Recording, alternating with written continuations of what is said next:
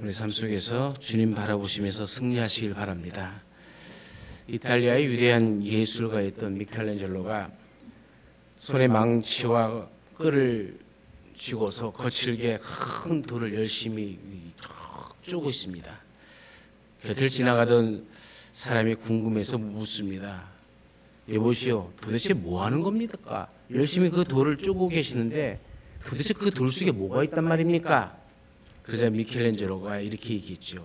예, 나는 지금 이 돌 속에 갇혀 있는 천사를 이끌어내고 있는 중입니다. 똑같은 돌이지만 보통 사람들 눈에는 돌입니다. 그러나 미켈란젤로의 관점에서 보면 그 안에 아름다운 천사가 있는 거예요. 그래서 나머지 쓸모없는 것들을 다 빼내고 천사의 큰 석상을 만들어냅니다.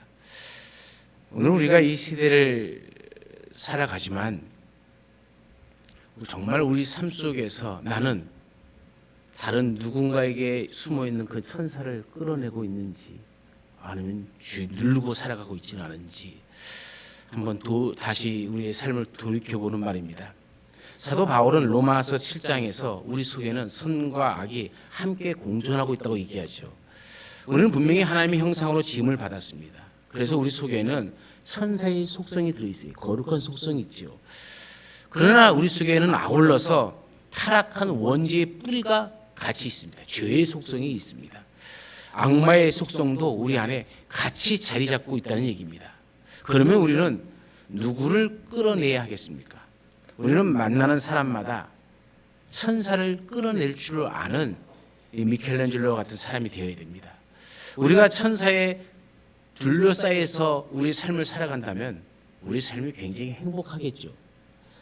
그러나 악마를 끌어내갖고 막 만나는 사람마다 다 나를 만나면 화내고 막 승질내고 그러면 살겠습니까? 그 옛날 고린도 교인들의 문제가 그랬어요. 그들은 서로가 서로에게 그 속에 있는 거룩한 속성, 천사를 생각지 아니하고 서로 대적하고 미워했습니다. 다 죽었습니다. 그래서 점점 문제가 심각해져 갔습니다. 여러분, 사랑이라는 것이 무엇이겠습니까? 결국은 나와 너의 관계 속에서 너 속에 숨어 있는 그 천사를 끌어내는 것, 그게 사랑일 겁니다. 그러기 위해서 우리에게 필요한 것이 오래 참음이죠.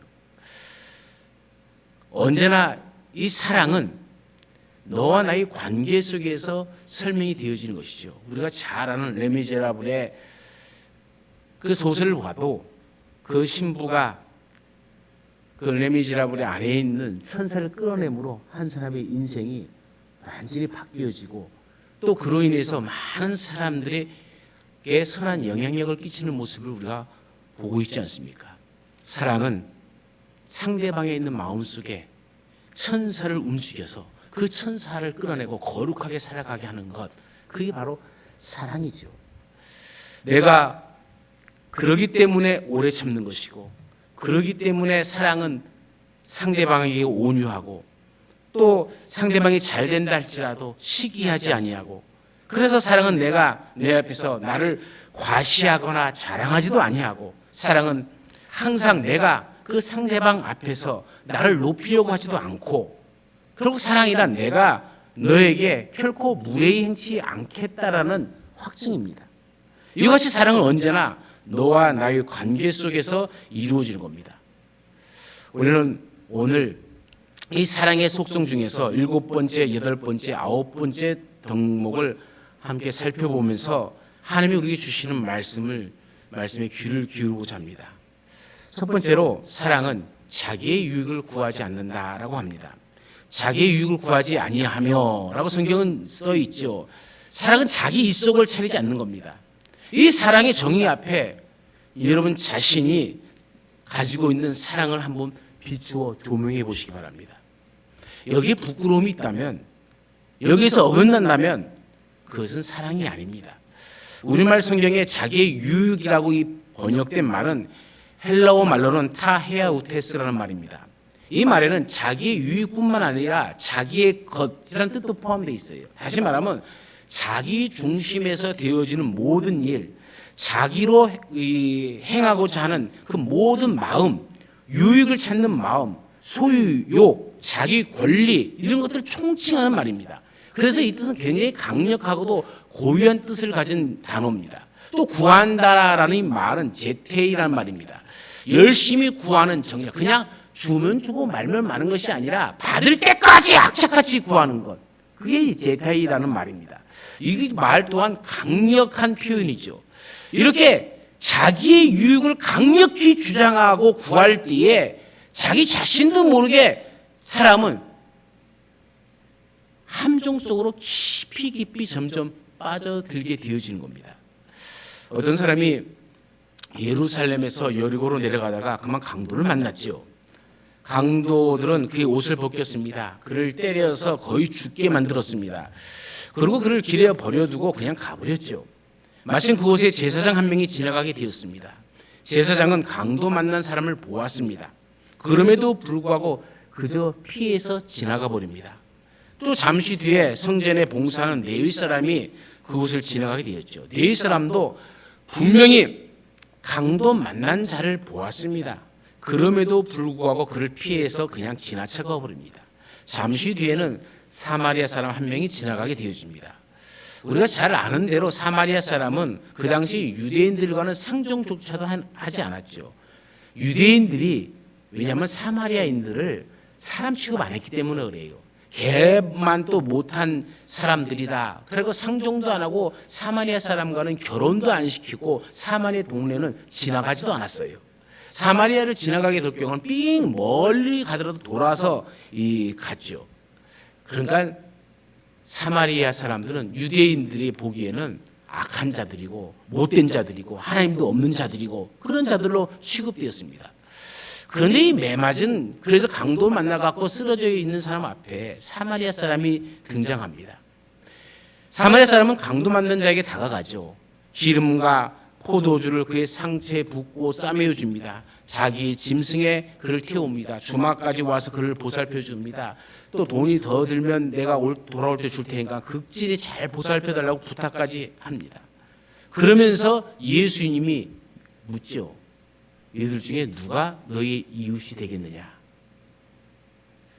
이 말은 다른 말로 하면 누가 사랑을 베푼 자느냐라고 묻는 겁니다. 사람들은 다 사마리아 사람입니다. 이렇게 얘기를 하죠. 보십시오. 제사장과 레위 사람은 자기의 유익만을 구했습니다.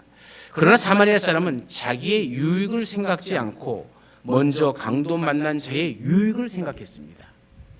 사랑은 자기의 유익을 구하는 것이 아닙니다. 사랑은 상대방의 유익을 먼저 생각할 줄 아는 것이죠. 그런데 고린도 교인들은 너무나도 이기적이었습니다.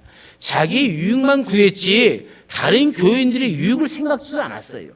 고린도전서 11장에 나오는 애찬식 광경을 여러분 보십시오. 제가 지난주에도 간략하게 설명을 드렸지만은 이 애찬식은 각자가 음식을 싸와서 이 점심 식사 우리 예배 끝나고 벌써 옛날인가요? 2년이 가까이 식사를 못하니까 옛날이 돼버린 것 같아요. 어쨌든 우리가 예배를 드리고 식사를 같이 나눴잖아요. 공동 식사, 그걸 애찬식이라고 합니다. 마찬가지로 고린도 교회에도 애찬식이 있었어요. 각자 음식을 싸가지고 옵니다. 그러나 가난한 사람들은 음식을 가져올 수가 없었죠. 그런데 이 부자들이 자기가 먹을 것 그 이상의 것을 싸오고 마실 것 그 이상의 포도주를 갖고 오면서 좀 나눠주면 어떻습니까? 망합니까? 그런데 그들은 그러지 않았어요. 자기가 보통 먹는 것보다 더 많은 것을 싸옵니다. 더 많은 포도주를 갖고 옵니다. 그리고 자기 양껏 먹고 배 터지도록 먹어요. 왜 많이 갖고 옵니까? 자기가 먹을 만큼만 갖고 오지 그럴 바에요. 이게 많이 갖고 온다는 과시예요. 나는 이만큼 잘 살아. 나는 이 정도의 포도주를 먹을 수 있도록 잘 살아 하면서 가난한 사람들이 기를 죽여버리는 겁니다. 가난한 사람들은 먹을 것도 없으니까 그냥 그 사람을 보면서 손가락만 빠는 거죠. 그게 사랑이겠습니까? 가지고 오지 못한 사람은 그 굶고 있는 사람들에 대해서 그들의 유익을 위해서 그래, 내가 평상시보다 조금 더 많이 가서 같이 나눠 먹어야지 하면은 굶주린 사람은 없어지겠죠. 오늘 이 지구촌에는요, 음식이 없어서 굶어 죽는 것이 아닙니다. 나누지 못해서 굶어 죽는 겁니다. 나누는 사람이 없기 때문에 굶어 죽는 거예요. 쓰레기통으로 버려지는 식량은 우리 이 지구촌의 인구 전체가 먹고도 남을 정도의 양입니다. 서로 자기 이익, 우리 나라의 이익, 우리 공동체의 이익, 우리 교회의 유익, 내 가정의 유익만을 생각하는 거예요. 나의 유익만을 생각하는 겁니다. 사랑이 없어져 버린 것이죠. 고린도 교인들은 또 은사를 열렬히 사모했죠. 하나님이 그들에게 은사를 주신 목적이 무엇입니까? 우리가 고린도전서 14장 12절에는 분명히 은사에 주신 목적을 얘기합니다. 너희도 영적인 것을 사모하는 자인즉 교회에 덕을 세우기 위하여 그것이 풍성하기를 구하라. 그것이 뭡니까? 은사입니다. 은사의 목적은 교회의 덕을 세우기 위한 것이죠. 교회의 덕을 위해서 하나님이 은사를 주시는 겁니다. 그 은사를 가지고 주님의 몸된 교회를 섬기기 위해서입니다. 교회에 직체된 성도들을 서로 섬기라고 각자 다른 은사를 주었습니다. 그런데 고린도 교인들은 교회의 덕을 세우기 위해서 은사를 구하는 것이 아니라 자기 유익을 위해서, 자기 자랑을 위해서 은사를 구했던 것이죠. 얼마나 이기적인 모습입니까? 우리 예수님은 마가복음 10장 45절에서 이렇게 말씀하십니다. 인자의 온 것은 섬김을 받으려 함이 아니라 도리어 섬기려 하고 자기 목숨을 많은 사람의 대속물로 주려 함이니라. 우리 예수님은 전혀 자기 유익을 구하지 아니하였습니다. 예수님이 이 땅에 오신 것도 다 우리의 유익을 구하기 위해서 오신 거죠. 우리의 유익을 위해서 예수님은 십자가에 달려 죽으신 겁니다. 그것이 사랑이죠. 사랑은 자기의 유익을 구하기에 앞서서 다른 사람의 유익을 구하는 생각이죠. 그리할 때 우리가 다른 사람의 유익을 먼저 구할 줄 아는 그 지혜와 용기와 사랑이 있을 때에 사랑의 꽃이 피어지기 시작하는 것이고 그 공동체가 사랑의 열매를 맺게 되어지는 것이고 하나님의 은혜와 주시는 복을 누리게 되어지는 겁니다.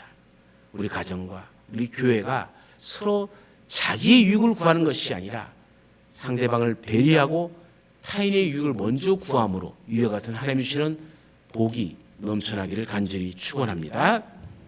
두 번째 사랑은 성내지 아니하는 것이다 얘기합니다. 인간에게 주어진 특별한 은사가 있어요. 이런 고린도 전서에 나오는 은사들 말고 특별한 은사가 두 가지가 있어요. 특별한, 이것을 뛰어넘는 특별한 은사입니다. 그 하나는 거룩한 속성이에요. 비록 땅에서 살고 있지만 우리는 하나님을 생각하죠. 이게 신앙인 아닙니까? 속되게 사는 것 같아도 마음 깊은 곳에는 거룩함을 향한 이 성향이 우리에게 있어요. 이런 모든 피조물 중에서 가장 귀한 속성입니다. 이것을 하나님은 아무 값없이 은사로 우리에게 주신 겁니다. 지혜와 창조적인 능력, 사랑하는 마음, 자유의지 등이 모두 인간이 가진 소중한 특성들이죠. 그러나 또 하나가 있어요. 또 하나의 중요한 것이 바로 다스림의 능력입니다. 이것도 은사죠. 이것을 정치적 본능이라고 합니다만은 만물을 다스리는, 만물을 주관하는 특별한 권세를 하나님으로부터 인간은 부여받았습니다. 그러나 여기서 먼저 알아야 될 것은 이것을 스스로 마음을 다스리는 특권을 받았다고 하는 것, 이것은 마음을 다스린다고 하는 것이 무엇인지를 알아야 돼요. 여러분, 마음을 다스린다고 할 때는 그 주도적 성향, 내 마음을 내가 무엇으로 다스리느냐, 이게 더 중요한 거거든요. 그 첫 번째 하나가 이성에 의해서 마음을 다스리는 사람이 있죠. 이성이라는 말을 조금 다르게 표현하자면 지성이라는 말도 됩니다. 지성은 합리성을 생각하고 그 미래를 추구하죠. 그래 어떤 사건을 만나게 되어지면 그 원인이 무엇이었나, 그 결과가 어떻게 될 것인가, 이로 인하여 파급되는 영향이 무엇이고 손해는 무엇이고 이로운 것은 무엇인가를 합리적으로 생각합니다. 우리는 이러한 사람을 가리켜 지성인 또는 문화인이라고도 얘기하죠. 문화 인류학에서는 감정 주도적인 인간을 야만인, 미개인, 비문화인이라고 하는 반면에 지성 주도적인 인간을 문화인이라고 표현을 하기도 합니다. 뭐 일리가 있는 얘기죠. 어쨌든 이렇게 이성으로 다스리는 사람이 있고, 두 번째는 양심에 의해서 자기를 다스리는 사람이 있어요. 어떤 사건이나 자극이 있을 때마다 양심에 묻게 되고 도덕성을 생각하고 이것이 선한 일인지 악한 일인지 남에게 해가 될 것인지 이익이 될 것인지 이런 것들로부터 먼저 생각하고 마음을 다스립니다. 이것이 양심. 어저께 가나에서 선교사가 들어왔어요. 이미 6월 달에 들어와 갖고 다리가 아프고 다리 수술하고 있다가 아들이 한동대학교를 다녀 아들을 보고 뭐 원룸 얻어주고 돌아가는 길에 저거 오래된 친구라서 교회에 들렸습니다. 그래서 이렇게 아프리카 사람들에서 가나에 대해서 사람들 특별히 아프리카 중에서 가나는 못 사는 나라가 아니에요. 뭐 너는 원주민 목회를 하니 아니면은 한인 목회를 하니 그랬더니 자기는 한인 교회이기 때문에 별 큰 걱정 없이 거기서 목회를 한다고 그래요. 그런데 가나가 바닷가 대서양 바닷가를 끼고 있는데 그 문제가 있대요. 이 사람들이 사회는 민주주의 사회인데 독특한 특성이 있대요. 거기에는 우리나라 어선도 있고 중국 어선도 많은데 참치 배가 많이 들어온대요. 여러분 참치 아세요? 그럼 참치를 냉동시켜 오면은 이게 돌멩이보다 더 단단해요. 그런데 이 사람들이 바지를 큰 거, 긴 거 입고 와갖고 자기 이 발통에다가 참치를 몰래 숨겨갖고 간대요. 그러다 걸려갖고 왜 이거 훔쳐갖고 가냐 그러면 이게 왜 여기 들어가 있지는 툭툭 털고 그냥 가버린대. 그러면서 하는 말이 이 사람들의 특징이 있대요. 그게 뭐냐? 양심이 없대. 죄에 대한 인식이 없는 거예요. 왜 그럴까요? 그러면서 한국 사람은 그나마 양심이 있는데 그 사람들은 양심이 없어요. 이런 양심이라는 게 뭡니까? 양심은 문화적으로 길들여지는 겁니다. 여러분 생각해 보십시오. 여러분 오랫동안 가난하고 그게 대를 이어서 1대, 2대, 3대, 4대까지 100년, 200년 동안 가난해지면요. 양심은 없어져 버려요. 내게 먹는 것, 내가 배부른 게 양심이 돼버리는 거예요. 그리고 우리가 말하는 양심은 선한 양심이라는 것은 인류 문화적으로도 이 살아가면서 사람이 마땅히 지켜야 할 도리, 교육을 통해서 이루어지는 거거든요. 그런데 그것이 안 되면은 자기 양심에 의해서 자기 마음을 다스리는 사람이 있다면 이게 내 양심이야. 그럼 어때요? 기준이 다 달라지는 것이죠. 그렇지 않습니까? 그걸 알아야 되죠. 자기를 다스린다 할 때 이것도 우리를 절대적으로 다스려서는 안 되는 것이라는 생각이 들어요. 세 번째는 의지에 의해서 마음을 다스리는 사람이 있어요. 그 의지를 굳게 함으로써 어떤 어려운 시련이 와도 끝까지 잘 참고 이겨내는 겁니다. 우리는 이러한 사람들을 위대한 사람이라 이렇게 얘기해요. 그러나 이런 사람들을 향해서 그리스도인이라 얘기하지는 않습니다. 그리스도인들은 사랑에 의해서 마음을 다스림을 받아야 돼요. 여러분 우리가 잘 아는 김육도 목사님이라고 하면은 왕년이죠. 진짜 왕년이죠. 신천 장안의 유명한 깡패요 불량배입니다. 근데 그분이 예수를 믿고 나서 목사가 되었습니다. 유명한 부흥 강사가 되었죠. 어느 날 이 김육도 목사님이 부흥회를 인도하러 가시느라고 높은 이 산길을 걸어 오른 후에 더워서 웃옷을 벗어놓고는 시원한 바람에 땀을 식히고 있는데 맞은편에서 술 취한 사람이 한 명이 올라오더니 왜 널 날 째려봐? 하면서 무조건 그냥 김육도 목사를 패는 거예요. 이 김육도 목사님 말에 표현을 하자면은 이사간 집에 굴뚝 헐듯이 패더라 그래요. 참 재밌는 표현을 했었어요. 이리 맞고 저리 맞고 그냥 고스란히 그 매를 다 맞았어요.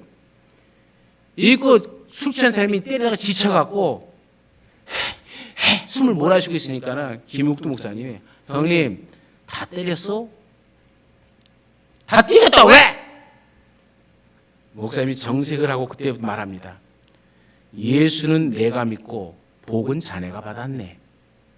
상대방이 말귀를 알아듣지 못하고 어리둥절하고 눈이 동그래지니까는 한마디 더 합니다. 내가 김익두야. 그 순간 이 사내는 사색이 되어서 무릎을 털썩 주저앉고는 이제 죽었구나 하면서 싹 빌기 시작하더라는 거예요. 목사님이 점잖게 이렇게 얘기했답니다. 내가 방금 뭐라고 했던가? 내가 예수 믿기 전에 이런 일을 당했다면은 자네는 여기서 장례식을 치렀을 거야. 그러나 지금은 예수는 내가 믿고 복은 자네가 받았네. 내가 예수 믿는 덕에 자네가 살았지 뭔가. 사나이는 그제서야 정신이 들더랍니다. 그러면서 묻더래요. 그러면 제가 어떻게 해야 되겠습니까? 뭘 어떻게 따라와 하면서 데리고 간 게 교회고, 그 교회에서 부흥회를 할 때 그 사람을 맨 앞자리에 앉혀놓고 부흥회를 했다는 거예요. 나중에 그분이 그 교회의 장로가 되었습니다. 참 한국 교회사의 유명한 얘기죠. 여러분 다시 한번 김묵도 목사님의 매 맞는 순간을 생각해 보십시오. 이유 없이 말도 안 되는 이유로 매를 맞았어요. 더구나 매를 방어할 능력이 없는 것도 아니에요. 얼마든지 탁 맞고 한 대만 패면 얼마든지 그 사람 정말로 죽일 수도 있는 사람이에요. 그런데 허수아비처럼 계속 맞고만 있었던 것이죠. 여러분 그 마음을 누가 다스린 것입니까? 지성입니까? 교양입니까? 양심입니까? 의지입니까? 학벌입니까? 체면입니까? 모두 아니죠. 오직 그리스도의 사랑이 그 마음을 다스리게 한 것이죠. 그 마음을 다스렸더니 자기를 때리는 사람, 그 사람이 불쌍해 보이는 거예요. 이 사람도 구원받아야 된다. 나를 위해서 예수님이 십자가 달려 죽으셨지만 이 사람을 위해서 예수님이 십자가 달려 죽으시지 않았는가? 사랑이죠. 사랑은 성내지 않는다라고 말씀합니다. 성을 낸다는 뜻은 헬라어 원문의 파락수네타이란 말이죠. 이 파라라는 말과 옥수네타이란 말이 합쳐진 말입니다. 파라라는 말은 곁이란 말이고 옥수네타이란 말은 날카롭고 뾰족하단 말이에요. 이 두 말이 합쳐지면 날카롭고 뾰족한 것을 가지고 옆에 있는 사람을 찌른다는 거예요. 날카롭게 찌른다는 거예요. 이것이 성내는 겁니다. 여러분 만약에 성을 내면은 옆 사람들 어떻게 해요? 기분이 좋아요, 안 좋아요? 안 좋죠. 뭔가 찔림을 받는 것 같고 뭔가 매 맞는 것 같고 그런 느낌이잖아요. 그 말이 원이 그겁니다. 이 성낸다는 말은 어떤 대상을 향해 분노한다는 것과는 또 다른 의미입니다.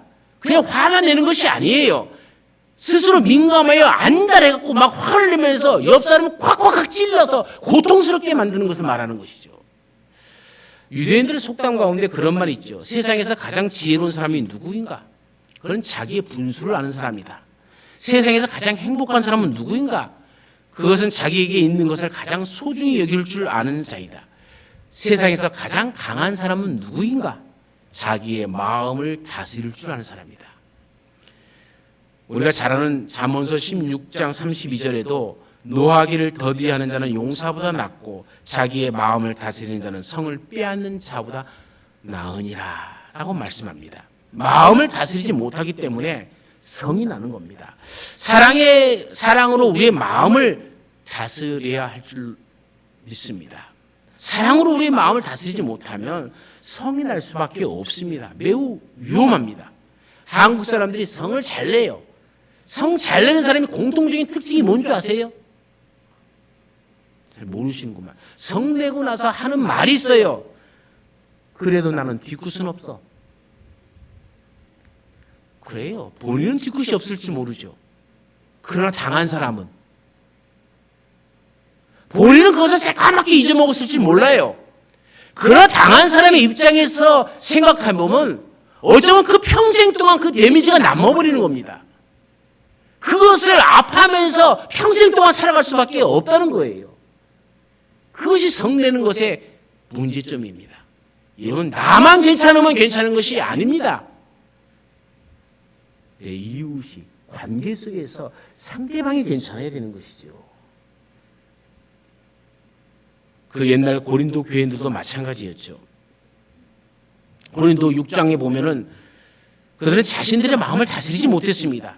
그들은 격한 감정에 성이 난다고 교회 안에 있는 문제를 세상 법정으로 끌고 갔습니다. 세상 법정에 소송을 제기한 겁니다. 그것 때문에 믿는 자들이 믿지 않는 자들 앞에서 얼마나 망신을 당했겠습니까? 하나님의 영광이 가려질 수밖에 없었을 것입니다. 여러분, 성내지 않아야 하나님께 영광을 돌릴 수가 있습니다. 사랑은 성내지 아니하는 것이다. 사랑으로 마음을 다스릴 줄 알아라. 그것이 바울이 오늘 우리에게 들려주는 말입니다. 때로는 상대방이 못마땅해 할 때도 있죠.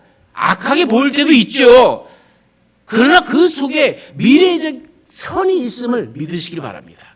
천사가 숨겨져 있다 이렇게 생각하시고 그 천사를 끌어내기 위해서 내가 조금 더 오래 참고 내가 조금 더 온유하고 먼저 믿는 자로서 먼저 배려해주고 이해하고 그 앞에서 교만하지 않고 무리 행치 않는다면 그 안에 있는 천사가 나와서 같이 사랑을 나누게 되는 복된 교회가 복된 가정이 될 줄로 믿습니다. 세 번째로 사랑은 악한 것을 생각지 않는다 얘기합니다. 사랑은 다른 사람이 내게 행한 악한 것을 생각지 않는 거죠. 하나님은 우리가 하나님 앞에서 행한 죄악들을 생각지 아니하십니다. 기억조차 아니하신다고 합니다. 왜요? 우리를 사랑하시기 때문에. 마찬가지로 사랑은 다른 사람이 내게 행한 잘못이나 또 악한 것을 기억하면서 복수할 기회를 생각지 않는 겁니다. 사랑은 악한 것을 깨끗하게 용서해버리고 잊어버리는 겁니다. 독일의 아돌프 아이히만은 히틀러의 나치 정권 하에서 600만 유대인들을 학살하는 일에 앞장섰던 사람입니다. 그는 세계 제2차 대전 후에 아르헨티나의 티게르 강변에 숨어 있다가 이스라엘의 비밀 경찰들에게 의해서 체포되었죠. 비밀리에 이스라엘로 옮겨졌습니다. 이스라엘 법정에서 사형 선고를 받게 되었습니다. 사형 집행을 기다리고 있었습니다. 그런데 뜻밖에도 영국에 살고 있던 골란즈라는 유대인 백만장자가 자기의 사제를 털어서 그 원수 같은 이 아이히만의 구명운동을 펼쳤어요. 사람들은 못마땅해 여겼습니다. 왜 법정에서 사형 선고까지 내렸는데 골란즈 네가 왜? 너도 유대인이지 않느냐? 그런데 왜 저희 구명운동을 벌이느냐? 그때 그가 5가지 이유를 들었습니다. 첫 번째로는 그를 죽이더라도 이미 죽은 유대인들은 살아나지 않는다라는 얘기였고, 두 번째는 그의 육신은 어차피 죽게 되어 있다는 것이죠. 그를 지금 죽이지 않는다 할지라도 이미 나이가 많기 때문에 얼마 가지 않아서 곧 죽을 것이고, 세 번째로는 그는 이미 하나님의 심판을 받은 사람이라고 충분하게 정신적 고통을 받았을 것이다. 또 네 번째는 성경에 보면 하나님은 자기 동생 아벨을 죽인 가인이지만 그에게 표를 주어서 그를 보호해 주셨다는 것이고, 다섯 번째는 지금이라도 이미 식은 사랑을 우리가 회복해 줘야 될 것 아니겠느냐라는 것이죠. 물론 골란즈는 이 구명운동은 받아지지 않았습니다. 아이만은 교수형에 처해졌습니다. 그렇지만 그가 살리고자 했던 이 골란즈의 정신만큼은 우리가 다시 한번 깊이 생각해 봐야 될 문제죠. 사랑하는 여러분, 악은 악으로 이길 수가 없습니다. 악을 악으로 갚으려고 하면 내 자신이 먼저 악해질 수밖에 없다는 거죠. 다른 사람들 얼굴에 진흙을 칠하려면 내 손에 먼저 진흙이 묻어야 된다는 것을 아셔야 됩니다. 악은 절대로 악으로 이길 수가 없어요. 그래서 바울은 로마서에서 뭐라고 얘기합니까? 로마서 12장 21절에 선으로 악을 이기라, 이렇게 말하는 겁니다. 그 옛날 고린도 교인들의 문제는 바로 여기에 있었습니다. 누가 오른뺨을 때렸습니다. 그래, 얼마나 속이 상했으면 저럴까, 내가 풀어줘야지 그러면서 말없이 자기의 왼편 편을 돌려대면은 무슨 문제가 생기겠습니까? 요놈 봐라, 감히 내 오른뺨을 때려? 두고 보자. 앙심을 품고서 복수하려고 생각하니까 문제는 점점점 심각해지고 커져가는 겁니다. 우리를 향하신 하나님의 사랑을 한번 생각해 보세요. 우리가 예수 그리스도 밖에 있을 때는 말할 것도 없고 예수 그리스도 안에 있으면서도 하나님 앞에서 지금까지 얼마나 많은 죄악을 저질러 왔습니까? 하나님 앞에서 행했던 악한 것들이 얼마나 많이 있습니까? 그러나 하나님은 그 모든 악한 것들을 생각지 아니하시고 기억지 아니하십니다. 하나님은 우리 주 예수 그리스도의 보혈로 주홍빛보다도 더 붉은 우리의 죄를 흰눈보다 더 희게 깨끗하게 씻어 주었습니다. 고린도후서 5장 19절에는 하나님은 결코 우리의 죄를 우리에게 돌리지 아니하신다라고 분명히 말씀하고 있습니다. 그래서 우리는 기쁘고 감사하고 떳떳한 마음으로 천국을 향해 가는 존재들 아닙니까? 바로 그것이 하나님이 우리를 향한 사랑입니다. 이 엄청난 죄악의 그 수많은 악한 것들을 하나님은 조금도 생각지 아니하시고 깨끗하게 잊어버리고 다 용서해 주셨습니다. 그렇다면 하나님의 자녀된 우리는 어떻게 살아야 되겠습니까? 내 형제가 내게 행한 것이 아무리 악한 것이라 할지라도 내가 하나님 앞에서 행한 것에 비하면 아무것도 아니죠. 그 작은 잘못들을 우리도 잊어버리세요. 잊어버리세요. 안 잊어먹으려고 아멘도 하지 못 잊어 이렇게 하지 마시고 오늘 이후로 깨끗이 잊어버리고 생각도 하지 말고 살아가야 그것이 그리스도인 아니겠습니까? 그런 삶을 살아야 하나님의 자녀라 칭함이 부끄럽지 않을 것이죠. 사랑은 그래서 뭐라고 얘기합니까? 악한 것들을 생각지 않는다.